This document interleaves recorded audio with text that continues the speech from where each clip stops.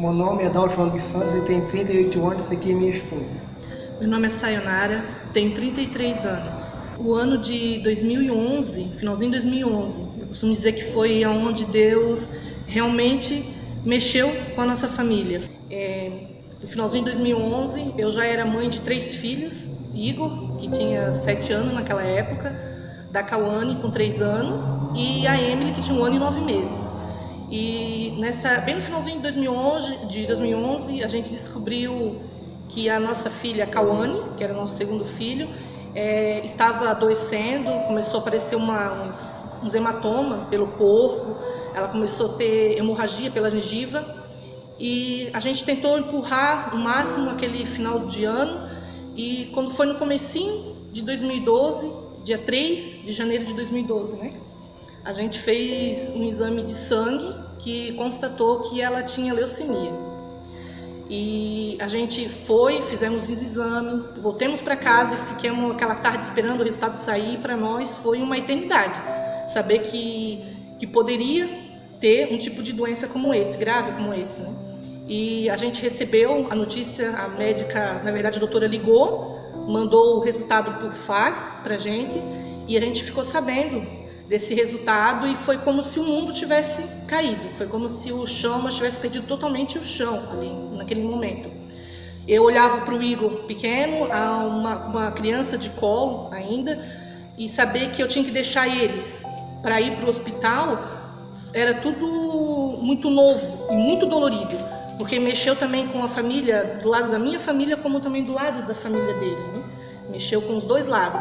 E foi assim um momento também, vamos dizer assim, onde Deus usou as nossas famílias, reuniu, porque foi numa tarde onde todos foram lá para casa, esperando esse resultado. E antes de sair, a gente fez uma oração. A minha irmã pegou em nossa mão e orou naquele momento, para que a gente estivesse indo, né, para Florianópolis, que Deus nos guiasse, que desse tudo certo. E chegando lá, para mim, né, como sou mãe, que fiquei com ela, ele ficou esperando na rua, outro resultado sair, e receber o diagnóstico do médico lá, dizer que ela teria que ficar internada, que eu iria entrar numa sala de oncologia, onde teria outras crianças. Eles estavam tentando me preparar psicologicamente, né, para entrar lá.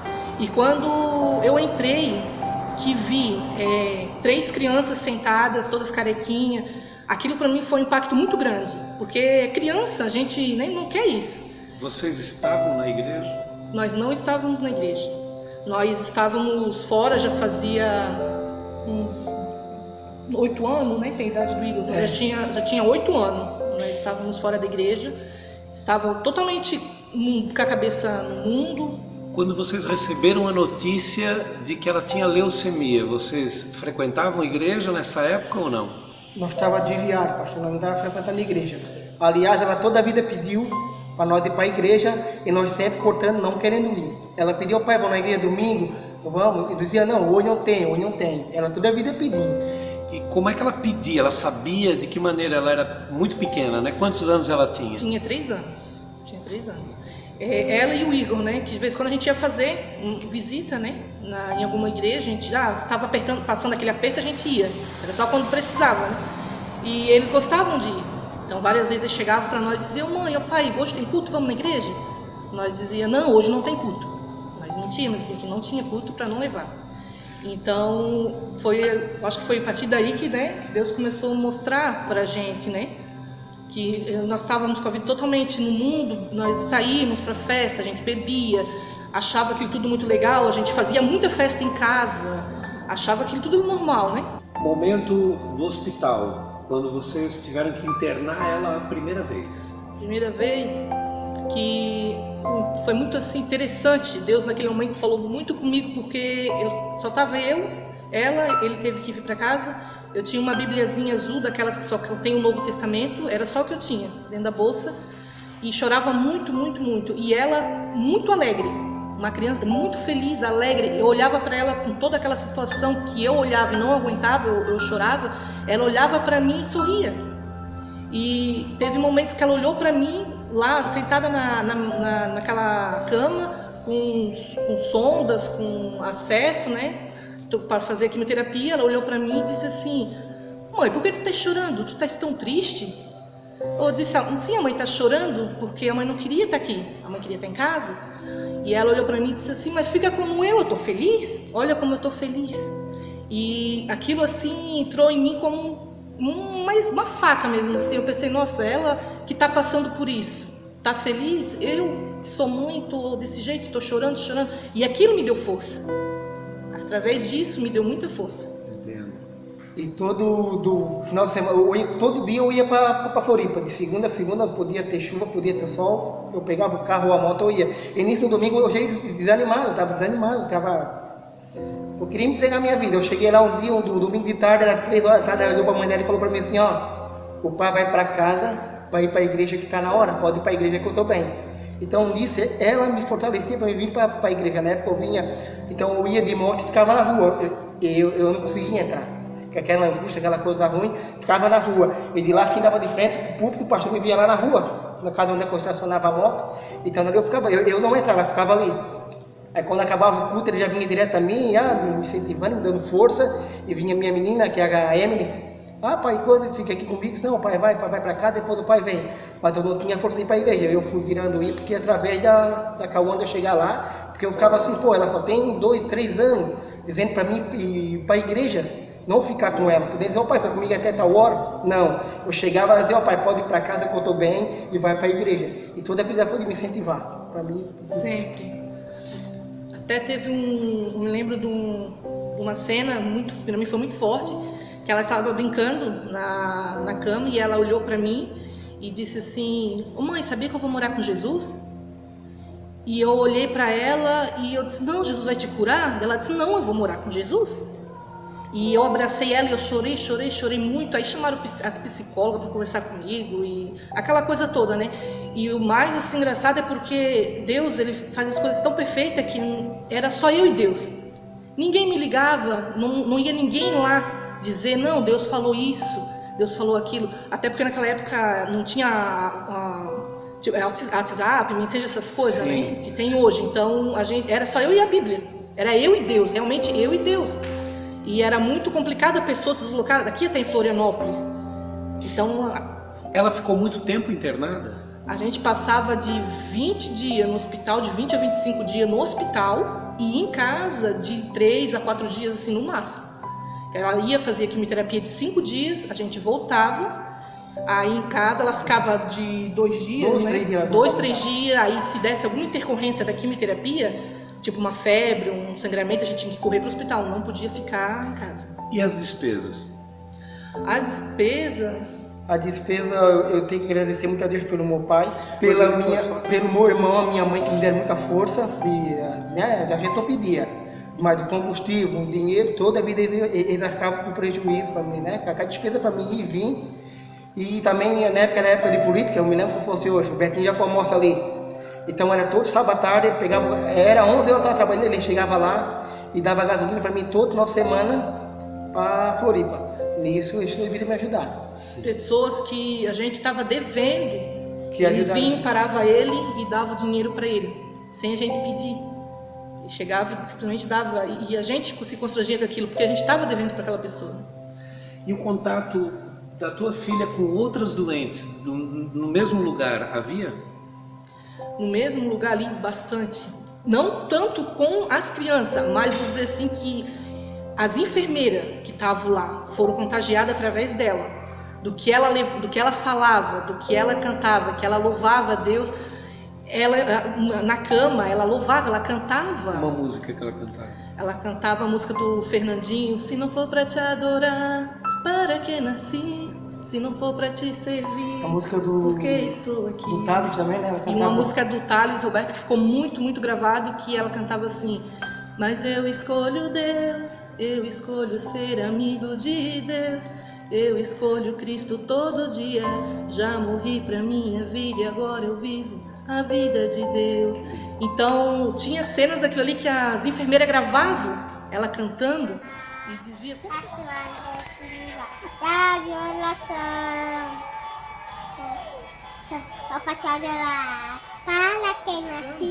e dizia: como que essa menina tem tanta força? E não era apenas uma enfermeira, foram várias. Eu acho assim que quando a gente entrou ali, Deus estava me tratando. Não estava tratando eu, e ao mesmo tempo Ele mexeu com o hospital todo, daquele setor ali. Porque eu era uma mulher arrogante, eu era uma mulher rixosa, eu brigava muito, eu discutia muito com meu esposo, eu fazia ele passar vergonha onde ele estivesse. Eu achava que eu era a dona da verdade, que eu que mandava, que eu mandava nele, que eu mandava nos meus filhos, era eu. Hoje, quando ela faleceu, vocês atribuíram a Deus alguma culpa? No início, sim, né? Até algumas pessoas chegaram para mim. É aquela coisa de transferência de culpa, né? A gente quer fazer transferência de culpa, é de ser humano, né? Quando acontece alguma coisa, porque foi culpa do fulano, mas quando é uma doença e quando há uma morte envolvida, é mais complicado, né? Então, a gente vai culpar quem? Vai culpar Deus. Por que Deus permitiu isso? Mas passaram a entender que era um tratamento. No momento que eu estava lá já. No momento em que eu estava lá, Deus estava me mostrando todo momento que Ele estava ali agindo. E eu estava ali deitada no cantinho, e bem debaixo, bem em cima de mim, tinha uma janela de vidro que dava acesso ao corredor. E de repente eu me acordei com o choro de uma mãe, chorando, gritando. E eu levantei para ver o que era, e eu vi que tinha um adolescente, mais ou menos 14 anos, numa maca, deitado. Ele tinha acabado de falecer, eles tinham levado, ele estava em fase terminal, estavam tentando levar ele para UTI, só que não chegou a tempo, né? E ele faleceu ali no corredor. E quando eu levantei a cabeça que eu vi aquilo, eu caí sentada e eu só chorava. Eu dizia: Deus, por que tu me trouxeste para cá? Eu me sinto realmente no vale da sombra da morte, porque eu vejo crianças morrendo. Por que está acontecendo isso? Só que ao mesmo tempo que eu pedia, a resposta Deus me respondia todo momento. Ele não me deixou nenhum momento sozinho ali. No momento da dor, Ele vinha, Ele me mostrava que Ele estava, o Espírito Santo estava ali comigo através da Cauane. Todo momento. Outra cena também que me marcou bastante, que eu quase não conto, porque o pessoal pode dizer: ela tá louca, mas eu sei o que eu vi e eu acredito que ninguém pode me tirar isso de mim. Que eu estava muito cansada de estar passando já noites lá com ela, né? Então era muita intercorrência, às vezes acordava com uma criança chorando, com uma mãe chorando.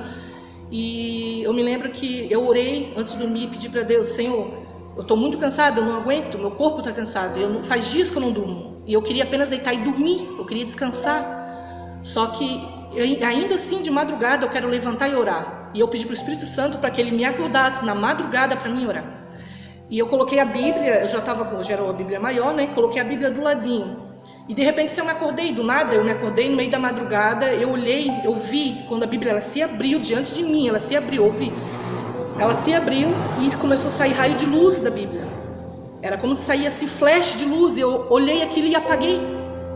Eu apaguei um sono que eu acordei só no outro dia, que já estava amanhecendo, que as enfermeiras já estavam vindo nos quartos. Então, depois eu fiquei me culpando com aquilo ali. Deus, o Espírito Santo me acordou, e por que eu não consegui orar? Mas ao mesmo tempo Deus falou no meu coração que eu estava tão cansada e eu precisava daquele descanso. E eu me acordei totalmente assim, renovada, não sentia mais dor no corpo, porque a gente dormia numa cadeira pequena, né? Numa cadeira que se esticava, né? Cadeira de dentista. Tipo aquelas cadeiras de dentista. Então eu fiquei ali durante 4 meses, sem vir para casa. A família de vocês, mesmo não sendo evangélica, estendeu a mão para vocês? Sim. Meu pai e minha mãe sempre estiveram juntos, iam lá visitar a menina, sempre comigo. E todo final de semana ia um e o outro. Às vezes eu dependia de carro, meu irmão levava. E eu teve uma época que eu fundi o motor de uma moto. E tanto eu ia e vim, eu não tinha dinheiro para arrumar, que a moto já era deles. Eles fizeram o motor daquela moto. Uma pergunta a respeito, com quem ela era mais apegada? A tua filha? A minha filha, com a minha sogra. Com a tua sogra? Com a minha sogra. Era um amor assim que foi Deus, que era o Espírito Santo aquilo ali. Como a tua sogra reagiu com ela internada? Foi muito complicado. Ela esteve no hospital com ela? Sempre ia visitar, sempre foi visitar, mais pro final, né? Que eu me lembro que ela disse para mim, né, no hospital, que era pra gente ir pra igreja, né? Mãe, não fica sem ir pra igreja. Eu quero que vocês vão pra igreja, ela dizia. E alguns momentos ali que ela me ensinou como orar, porque eu não sabia orar. Ela me ensinou. Ela chorava, às vezes a doença já estava muito avançada, e já estava pegando nos ossos, então ela sentia muita dor no joelho. E ela dizia assim, ela acordava no meio da madrugada e dizia: mãe, coloca a mão aqui no meu joelho e ora, ela dizia.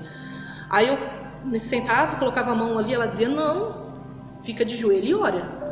E eu me ajoelhava, colocava a mão ali e orava. E o mais assim, que é mais maravilhoso é que ela não sentia mais aquela dor. A dor que ela sentia cessava e ela dali para frente ela não sentia mais. E um momento que aconteceu, um episódio que aconteceu que me marcou muito, que mais me marcou. No dia 12 de outubro, tinha uma criança do lado, a gente já estava no quarto isolado, e tinha outra criança no outro quarto isolado que já estava em fase terminal. E quando foi no dia 12 para amanhecer dia 13, essa criança veio a falecer, e a gente acordou com o pai chorando. E ela acordou assustada, e ela olhou para mim e disse assim: mãe, o que está acontecendo? Ela era muito inteligente, ela era muito esperta, ela pegava tudo no ar. Aí eu disse: nada, não é nada. E nisso as enfermeiras correndo no corredor, para um lado e para o outro, aquele barulhão. Aí ela assim: a menina está morrendo? Daí eu disse: Deus está levando, Jesus está levando ela. E ela olhou para mim e disse assim: mãe, eu vou morrer também? Ela falou isso para mim. Eu abracei ela, não consegui falar nada. Eu apenas abracei ela e chorei muito. E naquela noite ela adormeceu e eu me lembro que eu fui pro banheiro. E no banheiro eu dobrei meus joelhos e eu chorei muito, muito, muito na presença do Senhor. E eu disse: Deus, o Senhor é o dono de tudo. Se um dia, se o Senhor for levar ela, não permita que eu veja. Não permita que eu passe o que esse pai está passando agora, porque eu sei que eu não suportaria, eu não vou conseguir seguir, porque eu tenho mais filho. E ali eu me entreguei para o Senhor, falei. E Deus, Ele é tão poderoso que Ele escuta a nossa oração, Ele ouve. E Ele sabe até onde chega o nosso limite, exatamente até onde chega o nosso limite. E quando foi mais ou menos para o dia 3 de janeiro, né? Fazia um ano que a gente estava nessa batalha, fazia um ano, dia 3 de janeiro. E ela já estava muito debilitada. E eles já tinham liberado o quarto para ele, para ficar junto, eu e ele, porque em qualquer momento ela podia partir. E eu disse que eu não queria ver, que eu não queria estar ali presente. A gente sentou, a gente conversou. E eu perguntei para ele se ele queria ficar. Ele disse: não quero ficar. Eu disse: se tu ficar, eu fico. Para que depois não houvesse aquela transferência de culpa, né? Então a gente conversou, a gente decidiu, né, que se fosse ocorrer a gente não estivesse naquele momento lá. E eu fui pro quarto, fui pro banheiro, que eu orava muito no banheiro, e dobrei meus joelhos e chorei muito, e disse assim para Deus: Deus, hoje é dia 3 de janeiro, faz um ano que eu estou nesse hospital, indo e vindo, eu estou morando no hospital durante um ano, e eu não quero mais isso, eu não suporto mais, eu estou cansada, eu quero estar em casa. Eu sentia falta, pastor, de tomar um copo de café com leite. Sabe essas coisas assim que a gente faz todo dia, sentar e a gente almoça com a família e aquilo se torna tão normal que a gente não faz mais? Eu sentia falta daquilo. Eu queria estar em casa, eu queria sentar com a minha família, com meu esposo, comer um almoço de domingo. Era aquela coisa simples, era o que eu mais desejava, e Deus sabia. E eu chorei e disse: Senhor, eu sinto falta de tanta coisa e eu não estou tendo, porque eu fui muito humilhada. Deus teve que me humilhar para mim poder entender, porque eu era uma pessoa muito arrogante, eu gostava de humilhar as pessoas. Então, para mim, aquela vontade de comer um pão com margarina, que muitos hoje não comem porque não tem talvez um presunto ou um queijo, para mim aquilo era tudo que eu queria, era tudo que eu mais desejava. E naquela oração eu coloquei isso diante do Senhor. Eu orei normalmente, eu coloquei isso, fui sincera. Eu disse: eu peço que o Senhor julgue essa causa, porque eu não aguento mais. Eu estou vendo a minha filha sofrendo, ela está totalmente debilitada, já fazia 21 dias que ela não comia nada. Ela não comia nada. E eu estava com saudade da minha caçula também, né, que era muito pequena, que sofreu muito na época porque vinha para Canelinha, para casa da minha irmã. No dia 4, ela foi para a UTI. Coisa que o hospital nunca fez. O hospital, ele liberou a UTI para mim ficar com ela. Eles chegaram para mim e disseram: olha, a diretoria do hospital, eles não liberam a UTI para ninguém, eles vão liberar para ti ficar essa noite, ou até a hora que ela for. Eu disse: essa noite eu fico, mas se eu ver que ela vai embora, eu não quero ficar. E a gente chorou muito, né? A gente se abraçou, chorou muito. Eu disse para ele: se for para Deus curar ela, fazer um milagre, Deus vai fazer um milagre, ou na UTI, ou no quarto, não importa, Deus vai fazer milagre. E eu entreguei ela realmente nas mãos do Senhor. Eu disse: Deus, faz a tua vontade. Eu me lembro que a gente estava na UTI, né? Estava eu e ele. E ali a gente orou, entreguemos ela para o Senhor. E eu passei uma noite, do dia 4 ao dia 5 eu passei no hospital com ela. Dia 5 eu senti assim uma angústia muito grande e alguma coisa me dizia que eu creio que era o Espírito Santo, que era para mim ir embora, para mim ir para casa. E eu conversei com ele, eu vim para casa e naquela noite do dia 5 amanhecer dia 6, né? Antes de dormir a gente orou e mais ou menos uma meia-noite 7, a UTI ligou dizendo que ela tinha falecido. E não sei se talvez ele lembra, mas eu me lembro muito bem da vez que ele foi para a cozinha e levantou as mãos. E quando eu dei a notícia para ele, né, que ela tinha falecido, ele levantou as mãos e disse assim, obrigado, Senhor, obrigado, eu te louvo, obrigado, falou assim. Então foi um momento que ficou marcado o resto da minha vida, porque eu não sei se eu naquele momento teria a força que ele teve de agradecer a Deus, dizer louvado seja o teu nome, com as mãos para o céu. E isso me marcou muito. Isso foi uma cena assim que eu levei, que hoje eu trago dentro de mim. Eu nem sei se ele lembrava disso, mas eu me lembro muito bem dessa cena.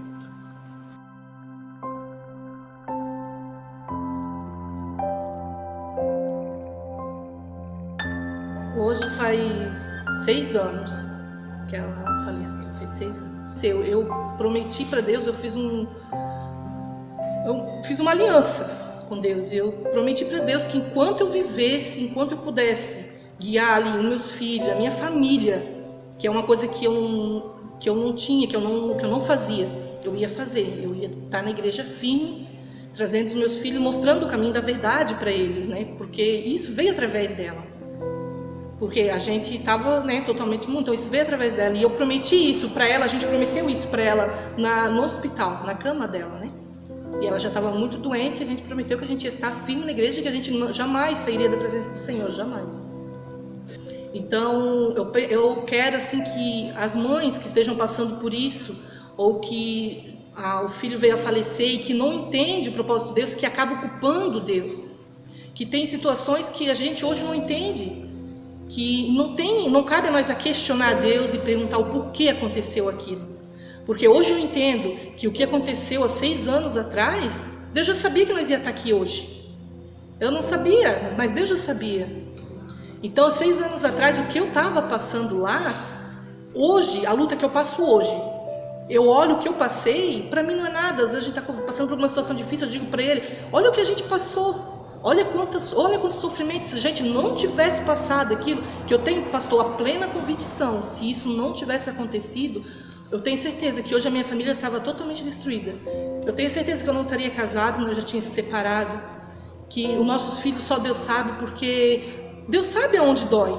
E Deus sabe o que Ele precisa fazer para mudar aquela situação, porque a nossa vida estava totalmente no pecado, era totalmente mundano. Hoje eu olho para trás e vejo como é que a gente fazia isso, como a gente era capaz de estar com a vida desse jeito, a gente não via. Nós estávamos totalmente cegos naquilo ali. E quando a gente passou por tudo isso, era como se Deus tivesse tirado, sabe, uma visão fosca e nos mostrou realmente a realidade, que o que importa é a vida eterna. Olha aqui para mim.